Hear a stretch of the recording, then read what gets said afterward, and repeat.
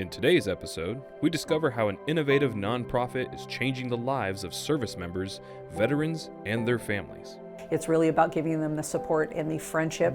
Tune in to our Community Roundtable as we discuss the importance and influence of Hispanic Heritage Month.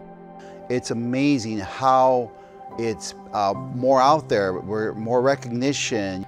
Plus, in our Need to Know, we learn about the Trauma Intervention Program and the important work they're doing in the community. This and so much more. Join Spirit of Innovation co-host, executive producer Diane Strand and director Scott Strand. Scott and Diane are the co-founders of the nonprofit JDS Creative Academy, co-owners of award-winning JDS Video and Media Productions Incorporated, JDS Actors Studio, and the co-authors of the best-selling book, Show Business, Breaking into the Industry as an Actor. Stay with us as the Spirit of Innovation Arts Across America team bring you impactful and innovative community news and information with the good to know and need to know that you expect. Spirit of Innovation Arts Across America starts now.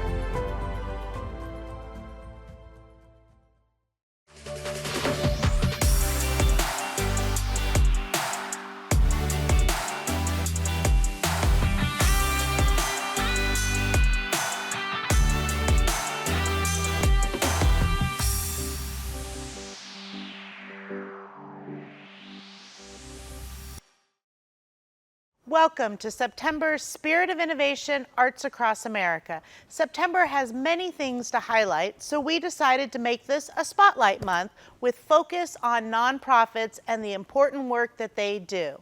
September is Suicide Prevention Month. It's also Hispanic Heritage Month, and in California, it's Wine Month. We have a lot to dive into, so let's get started. First up, we want to spotlight a nonprofit that is committed to improving the mental health of military service members, veterans, and their families in a very unique way. Here's more. Therapy for post-traumatic stress comes in all forms.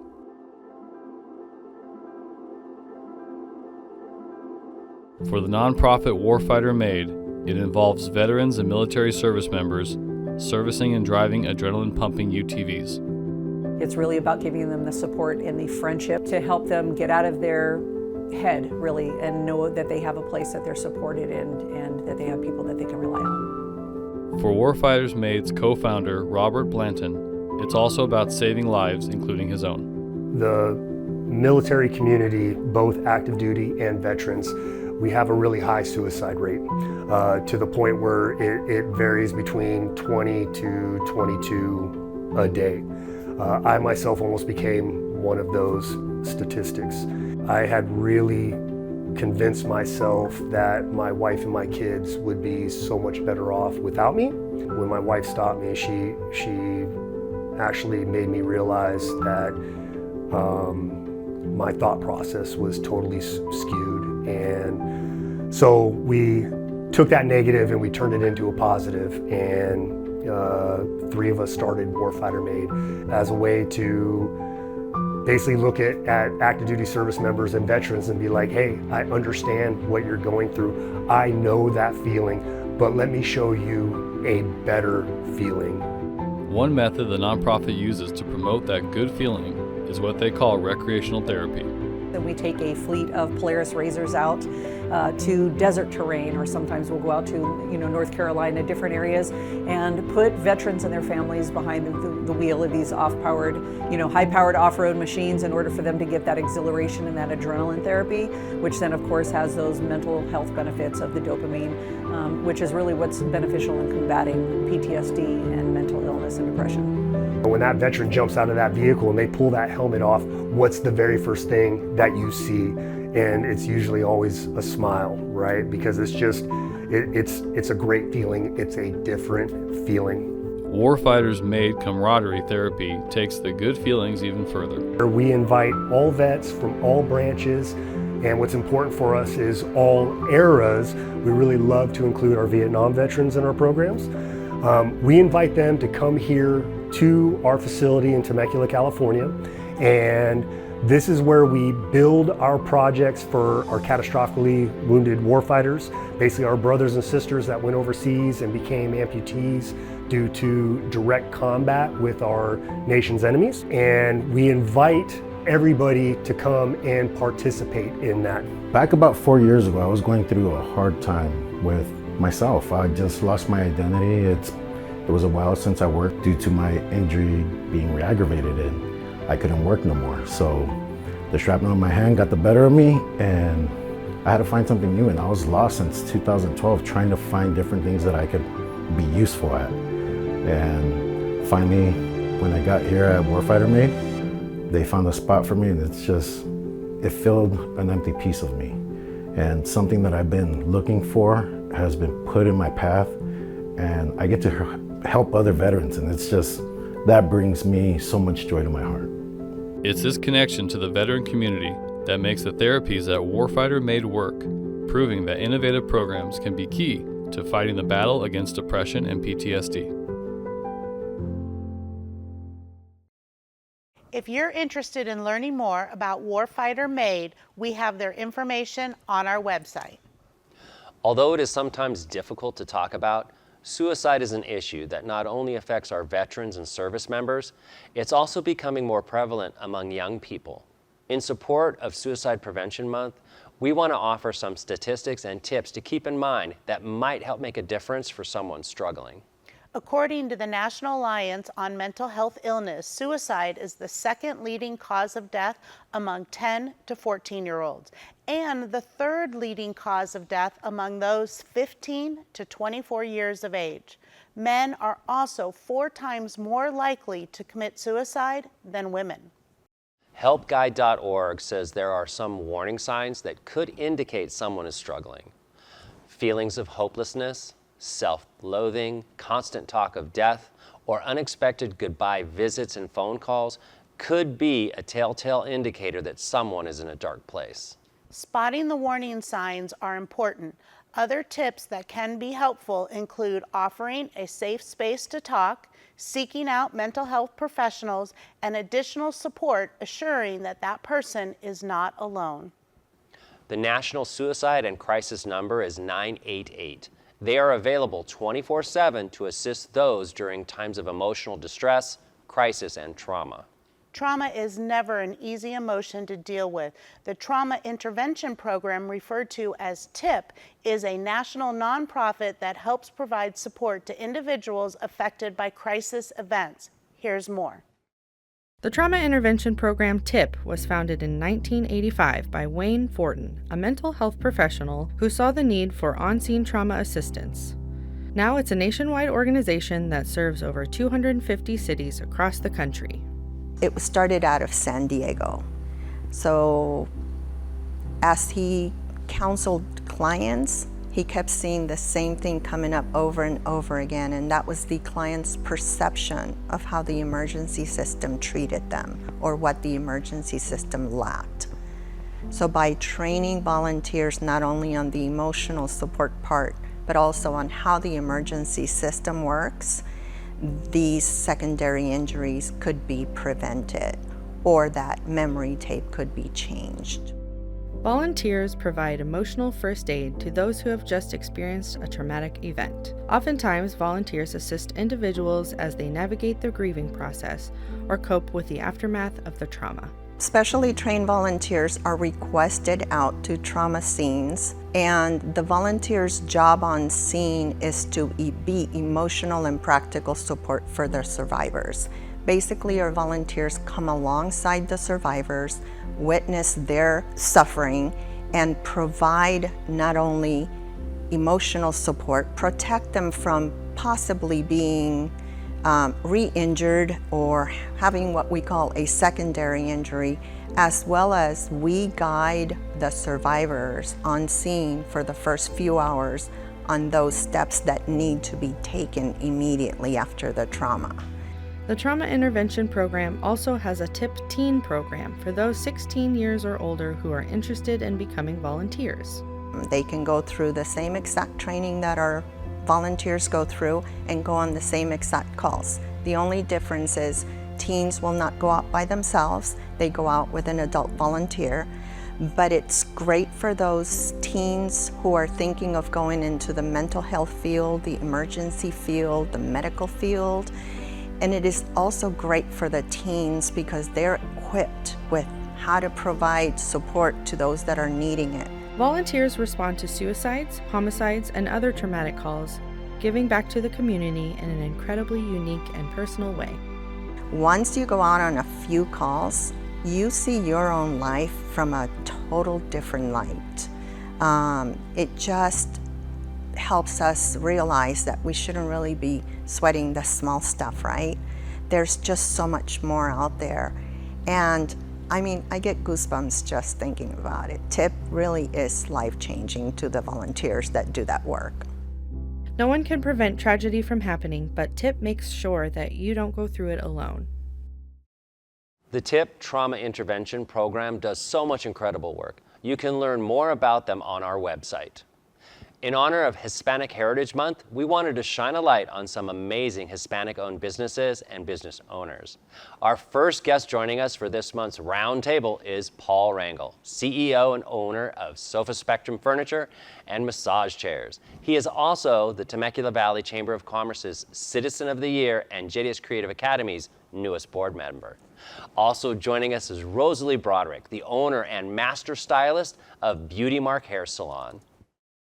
Welcome back to the Community Roundtable. It's September, and this month we are talking about Hispanic Heritage Month, and we have some amazing business leaders with us, and we're going to talk a little bit about how the Hispanic heritage has had a great impact in the business community, and we're really grateful for your businesses. So as we recognize this month, what does it kind of mean to you, Paul? Hispanic Heritage Month means a lot because I've seen it grow through the years, especially now with social media.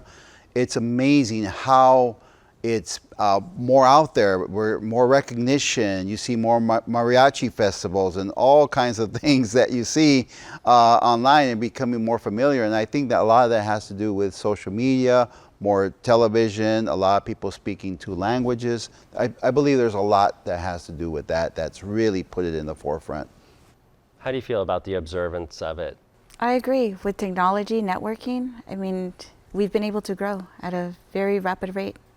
So from the beginning, I mean, I remember my parents, they were house cleaners and gardeners. And from now, like, we're business owners now. Like, that's a huge difference.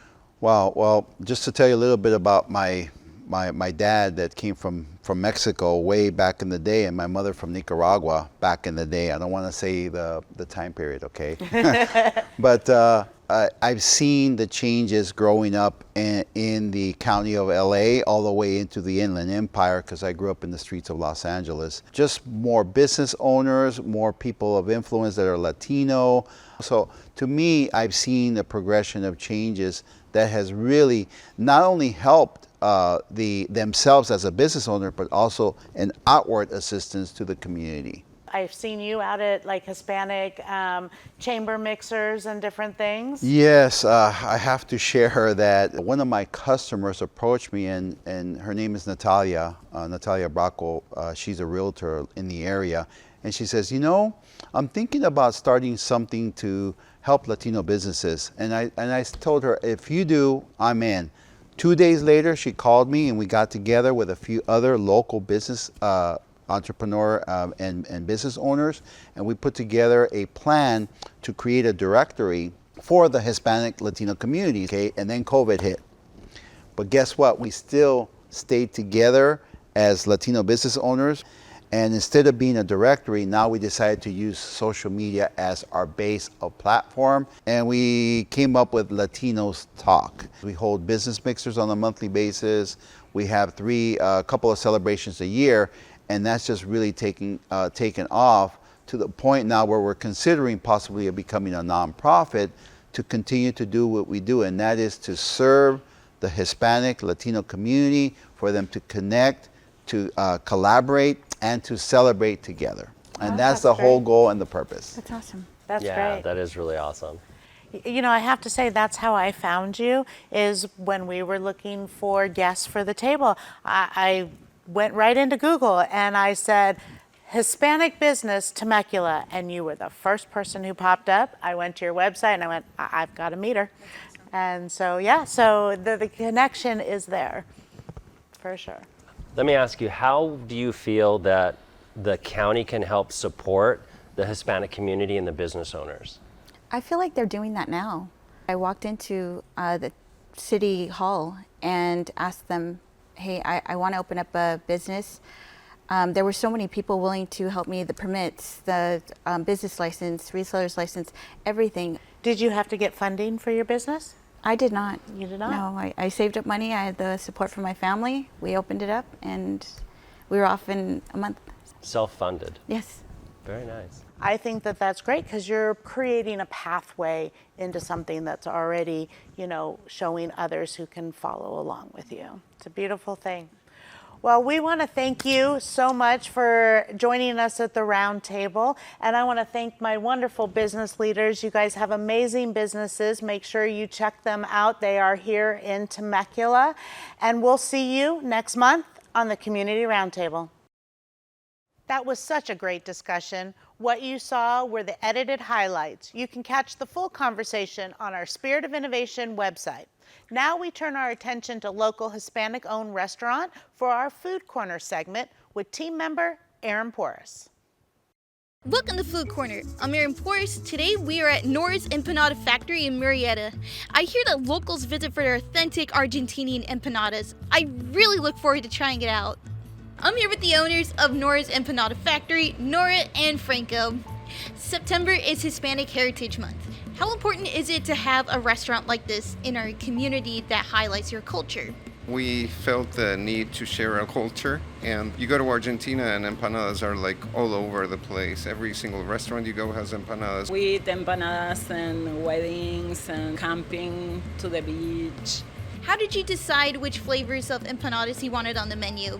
The traditional empanadas are pretty much, if you go to Argentina, like the beef, chicken, spinach, ham and cheese. So we decided to put those first in the menu. And then we decided people from here have maybe a different palate and wanted to give them a different choice. So we added something like a spicy cheese, a pepperoni, buffalo chicken. We have our new one, which is our barbecue pork. I heard you have a signature chimichurri sauce. How does it pair well with the empanadas? Well, chimichurri is a parsley-based vinaigrette, and it pairs delicious with empanadas, pretty much all of them. We have an original and the spicy chimichurri sauce, and it's pretty much like ketchup and fries. So here I have the beef, chicken, and spinach empanadas, and I got some chimichurri sauce, the regular, spicy, and then we got yerba mate with milk. The beef is very nice and juicy, and I do like the peppers in here. I like how there's a bit of spice in that too, in the chimichurri sauce. Yeah, it is like ketchup and fries. The chicken is fully cooked. The seasoning in here really adds to its flavor. The feta cheese adds a lot of flavor into this. We got yerba mate in there with milk and caramel. Overall, I thought these empanadas were extremely delicious. They are house-made. They are made extremely fresh. They're nice and warm. Those are some really authentic empanadas. Be sure to stop by Nora's Empanada Factory and tell them that you saw them on Spirit of Innovation Arts Across America. If you have any restaurant recommendations, send us an email at spiritofinnovation@jdscreativeacademy.org. Now back to you in the studio. Great job as always writing and editing that segment, Aaron. The empanadas were amazing. And the owners of Nora's Empanada Factory donated the food for Aaron to try, which was really cool of them. Next up is Brian and Tyler with some good to know info. Take it away, guys. Here are good to know community happenings in September. Parks should be accessible for everyone. Inclusive playgrounds create spaces for children with and without disabilities to play together. They also eliminate physical and social barriers, providing a fun experience for everyone. In Riverside County, there are several inclusive parks, such as Lincoln Park in Corona, Ecosor Playground in Temecula, and Fairmount Park in Riverside. The Riverside County Veterans Services Vet-Friendly Business Initiative aims to highlight businesses that honor and support veterans. Businesses that offer benefits such as hiring preferences and other services help improve overall veterans' well-being. To become a part of the initiative, you can register your business on the Riverside County Veterans website. Food lovers rejoice. The new weekly Mead Valley Outdoor Marketplace brings food vendors to Paris to create a vibrant and tasty dining experience. Various types of food trucks and trailers, along with a swap meet style market, will be available for everyone to enjoy. The Riverside Medical Clinic Charitable Foundation hosts its annual Bullying Prevention and Wellness Conference in Riverside on September 23rd. Everyone is welcome to attend. The event offers hands-on anti-bullying programs, speakers, and breakout sessions. Also, JDS Creative Academy founder Diane Strand will be speaking at the TEDx event in Temecula. Catch her and all of the other talented speakers there on September 28th. Finally, in honor of California Wine Month, we take a look at the positive economic impact the winery business has on Temecula Valley.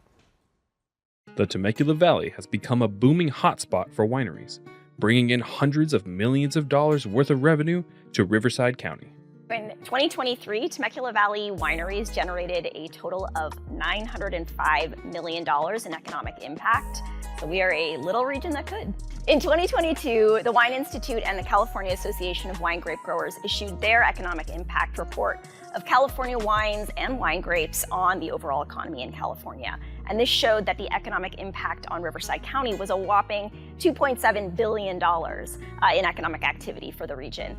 Home to 46 of the 93 wineries in Riverside County, Temecula Valley is located in a geographical sweet spot, making wine-related tourism an economic powerhouse. We are primed for great tourism. With that said, Temecula Valley saw 1.2 million paid wine tastings in 2023. That's not counting the 590,000 restaurant visits, 73,000 overnight hotel stays, and almost 400,000 different wine country activities. Riverside County in 2022 saw $487 million in economic activity-related wine tourism. One winery that's been doing big things in the Temecula Valley is Danza del Sol. John Kelleher, who is the founder of Grapeline Wine Tours and president of both Danza and Masa de la Viña Winery, shared exciting changes that he hopes will draw in more visitors. We got ourselves set up with a couple of UTVs, which are these fun off-road vehicles where we can take people out into the vineyards and do tours. We're in the process of building a new tasting room. We'll have a new grand entrance, some members' terraces for our club members, and then we're renovating a space into a new tasting room for our wine, all of which will have views of the vineyards. And then our existing tasting room, we're going to be converting that into a distillery and a speakeasy.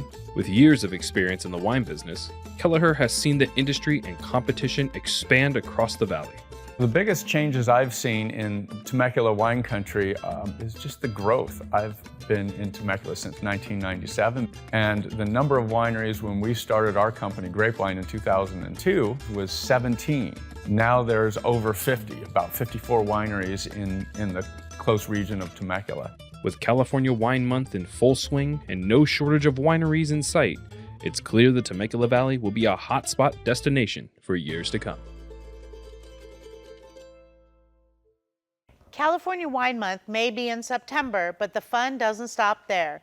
You can also sample wine from Danza del Sol and many other local wineries at the Di Portola Wine Trail Harvest Celebration in November. Here at JDS Creative Academy, we are still buzzing from our excitement of our 10-year anniversary celebration. Have a look at the recap.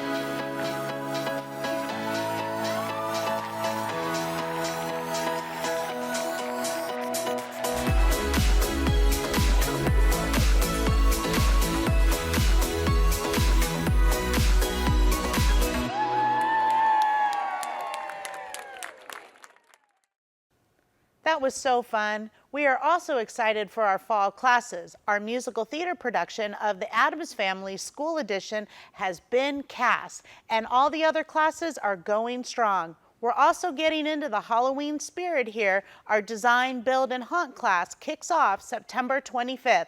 Have a look. Scary skeletons and shivers down your spine. Shrieking skulls will shock your soul, seal your doom tonight. Spooky, scary skeletons speak with such a screech. You'll shake and shudder in surprise when you hear these zombies shriek.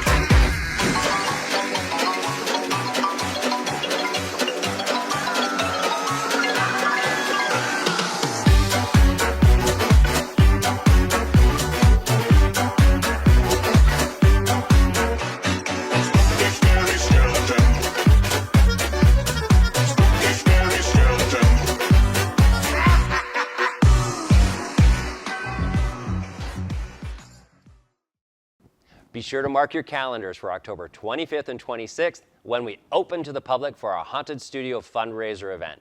Enjoy some thrills and chills for a good cause. We also have a Ghostbusters version for those who might not like all the spine-tingling scares. Well, that's it for this episode. Thank you for joining us. Don't miss a new episode of Spirit of Innovation, Arts Across America, dropping in October. Make sure to follow us on social media so you don't miss the date. Check out our spiritofinnovation.org website for our current episodes, past episodes, and individual segments. Find Spirit of Innovation on Rivco TV, Menifee, Murrieta, Temecula local stations. Plus, you can catch us on YouTube, Facebook, and streaming on 150 platforms through Binge Network, which also includes Amazon Fire, Tubi TV, and Roku apps. Use the hashtag JDSFamily to keep up with everything that's happening here at JDS Studio and in Riverside County. Our SOI training crew has just dropped their next episode of SOI Stories. You can also catch them hosting their podcast, SOI Talk, and on radio station 102.5 The Vine, 7 days a week with the JDS Creative Academy Community Spotlight. Well, that's a wrap. SOI out.